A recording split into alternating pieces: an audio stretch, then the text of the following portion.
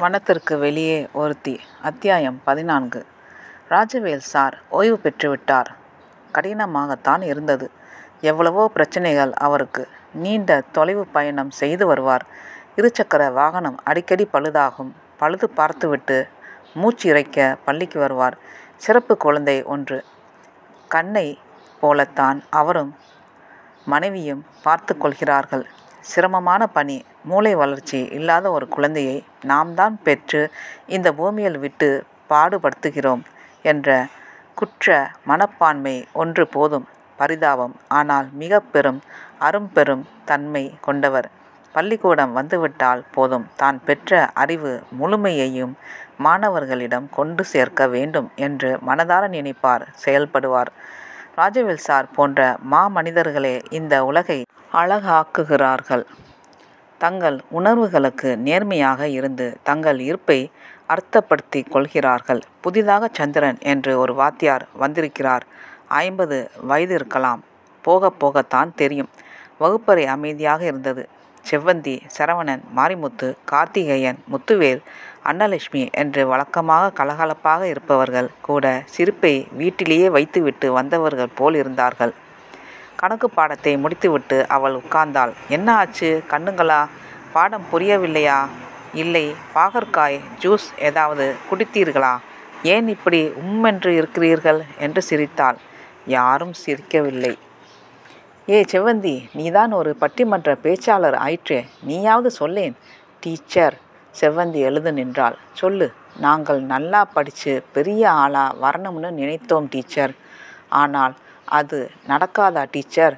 முத்துவேல் எழுந்து, நாங்களும் எங்கள் வீட்டு ஆளுங்க போல பால் வியாபாரம் கீரை வியாபாரம்னு தான் செய்யணுமா டீச்சர்? கவர்மெண்ட்டு வேலைக்கெல்லாம் நாங்கள் போக முடியாதா என்றான் அடிக்குரலில். திகைத்தாள் அவள். டேய் கண்ணுங்களா, இது என்னடா புது பிரச்சனையாக இருக்குது? என்னென்னவோ கேட்குறீங்களேடா. ஏன், என்ன நடந்தது புதுசா? அன்னலட்சுமி சடார் என்று வேகத்துடன் எழுந்தாள். படபடவென்று பேசினாள். எங்கள் எல்லோருக்கும் தெரியும் டீச்சர். எங்களை விட்டு போக போறீங்க தானே நீங்கள்? நானா? எங்கே போக போகிறேன்? வேற ஊருக்கு. எந்த ஊர் அது? நான் சொல்கிறேன் என்று எழுந்து சரவணன் சொன்னான். தஞ்சாவூர். அங்கேதான் டீச்சருக்கு மாப்பிள்ளை பார்த்திருக்காங்க. கல்யாணம் முடிஞ்சதும் டீச்சர் அங்கே போயிடுவாங்க. திகைப்பு இப்போது அதிர்ச்சியாக மாறியது அவளுக்கு. யார் சொன்னது சரவணா உனக்கு? வீட்டில். அம்மாவா? எங்கள் வீட்டில் கூட சொன்னாங்க டீச்சர், நீங்கள் கல்யாணம் செஞ்சுட்டு தஞ்சாவூர் போயிடுவீங்கன்னு என்று கரகரத்தாள் தாமரை. அவள் எழுந்து குழந்தைகளிடம் வந்தாள். விழிகளில் மெல்லிய கசிவு ஏற்பட்டது. அந்த குழந்தைகளின் வாடிப்போன முகங்களுக்கு 1000 முத்தம் தர வேண்டும் போல நெஞ்சம் நெகிழ்ந்தது. கண்ணுங்களா, நீங்கள் சொல்வது போல ஒரு விஷயம் நடக்க இருந்தது உண்மைதான். ஆனால் இப்போது நிலைமை அப்படி இல்லை. நான் எங்கேயும் போக மாட்டேன். தங்கங்களா, இங்கேதான் உங்களுடன் தான் இருப்பேன். சரியா? அவர்கள் தயங்கித்தான் தலையாட்டினார்கள். நம்பிக்கை ஏற்படாமலே இருந்தார்கள்.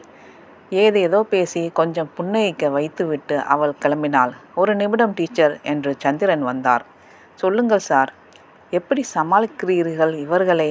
சரியான காட்டு பயல்களாக இருக்கிறார்களே என்றார். எரிச்சலும் கடுப்பும் குரலை அழுத்தமாக்கி இருந்தன. ஏன் சார், என்ன விஷயம்? ஒரே கூச்சல். பேசவே விடுவதில்லை. நையாண்டியாக சிரிக்கிறார்கள். அப்படியா? நான் பேசுகிறேன் சார். அப்போது மட்டும் கேட்டு விடுவார்களா? முயற்சிக்கிறேன். Waste teacher. இதுகள் வந்த வழி அப்படி. சாணி பொறுக்கவும் களை பிடுங்கவும் தான் சரிப்பட்டு வருவார்கள். இந்த மூளைகளில் எப்படி எனர்ஜி எலக்ட்ரிக்கல் என்று ஏற்ற முடியும்?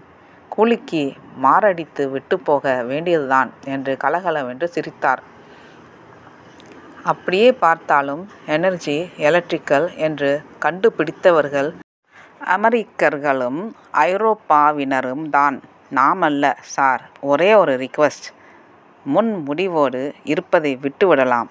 கொஞ்சம் பரிவு கலந்து பாடம் யோசிக்கலாம். சரியாக வரும் எல்லாம். கிளம்புங்கள்.